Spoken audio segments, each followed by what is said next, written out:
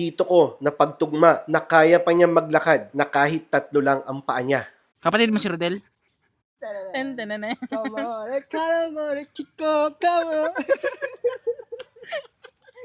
Kubi. Masyadong malaki si Kobe para sa kanyang wheelchair. Ito po mga aso ko na to, alabay, magta-turn 8 months pa lang. Tama kayo na narinig, Boss Amo. Si John Wick ay mag-8 months pa lang. Gayun din sina Lapu-Lapu, Antonio, Star-Lord, Hiraya, at Mayumi. At ganun din si Pangarap. At sa video na to ay sinusubukan ni Rodel na buhatin si John Wick. Ngunit, mas malaki pa si John Wick kesa kay Rodel. For information ng lahat, mga Boss Amo, ang mga alabay ay lumalaki hanggang 2 years old nila. At kapag 3 years old na sila, ay dun mo palang makikita ang totoong itsura nila. Bloodline din po ang mag-identify kung talagang lalaki silang giant o hindi. At sa case itong mga anak ni Abu at Dilim ay talagang guaranteed giant sila. Gusto ko pa?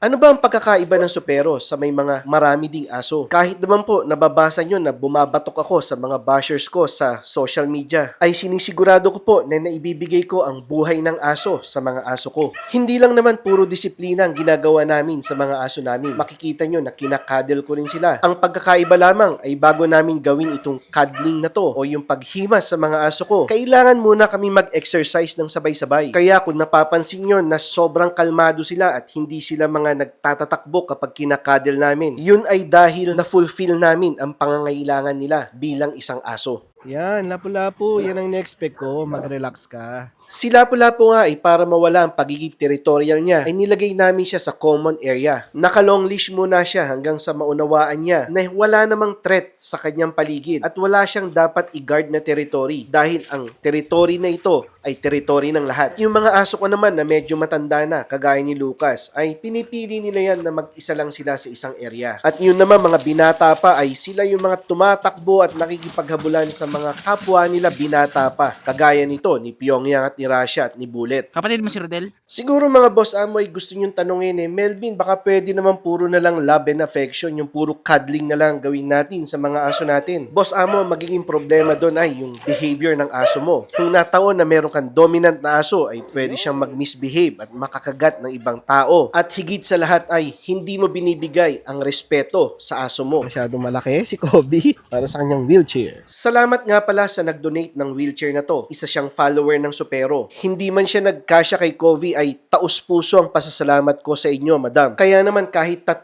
paa lang gumagana kay Kobe, ay dinala ko pa rin siya for a pack walk. O, 2 lang aso mo, hirap na hirap ka. Simula nung pinanganak si Kobe noong 2019, ay ngayon pa lang siya makakalabas ng farm. Pakiramdam ko kasi ay kahit na mabait si Kobe at isang submissive na aso, ay parang nagiging unfair ako sa kanya. Hindi dahil sa may kapansanan siya, ay wala na siyang karapatang lumabas at ma-enjoy ang mga na-enjoy ng mga kasama niya. Medyo natagalan kami sa packwalk kasi si Kobe ay humihiga at ine-enjoy niya ang damo. Hindi ko masasabing pagod siya kasi simula pa lang ng packwalk namin. Ang ginagawa ko na lang ay iniiwan ko siya para maengganyo siya na sumunod sa mga kasama niya. At makikita nyo sa video ang determinasyon ni Kobe na humabol sa mga kasama niya. At sa puntong ito ng packwalk namin, dito ko napagtugma na kaya pa niya maglakad na kahit 3 lang ang paa niya. At sa parte ng packwalk namin na ito ay napagtanto rin ni Kobe na masarap palang maglakad sa labas at makisama sa mga kapwa ko aso. Dito naman ay sinubukan kong tumakbo at titingnan ko kung makakahabol si Kobe. At talaga namang pursigido si Kobe at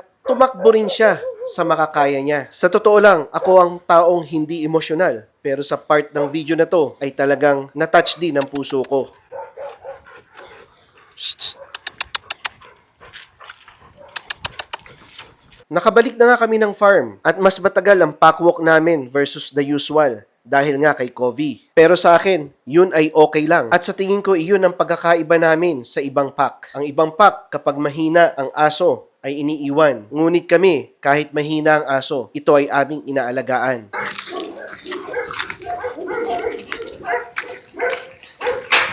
Isang magandang araw po at maraming salamat sa panunood.